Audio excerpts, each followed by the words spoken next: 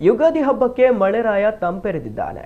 ಬಂಟ್ವಾಳ ತಾಲೂಕಿನಾದ್ಯಂತ ಬೆಳಿಗ್ಗೆ 6 ಗಂಟೆಯಿಂದ ಆರಂಭವಾದ ಮಳೆ ಸುಮಾರು 7:30ರವರೆಗೂ ಸುರಿದಿದೆ.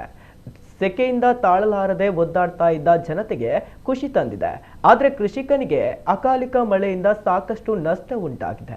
ಅಡಿಕೆ ಕೃಷಿಕರಿಗೆ ತಲೆಬಿಸಿ ಉಂಟಾಗಿದ್ದು, ಅನೇಕ ರೈತರ ಒಣ ಅಡಿಕೆ ಮಳೆಗೆ ಒದ್ದೆಯಾದರೆ ಇನ್ನು ಅಡಿಕೆಯ ಹಿಂಗಾರದಲ್ಲಿ ಮಳೆ ನೀರು ನಿಂತು ಫಸಲು ಹಾಳಾಗುವ ಸಾಧ್ಯತೆಗಳಿವೆ ಎಂದು ಹೇಳಿದ್ದಾರೆ. ಭತ್ತದ ಕೃಷಿಕರಿಗೂ ಮಳೆ ಸೂಕ್ತವಲ್ಲ ಎಂದು ಹೇಳಿದ್ದು, ಮಳೆ ಒಂದಷ್ಟು ಮಂದಿಗೆ ತಂಪಾದರೆ ಕೃಷಿಕರಿಗಂತೂ ತೊಂದರೆಯಾಗಿದೆ.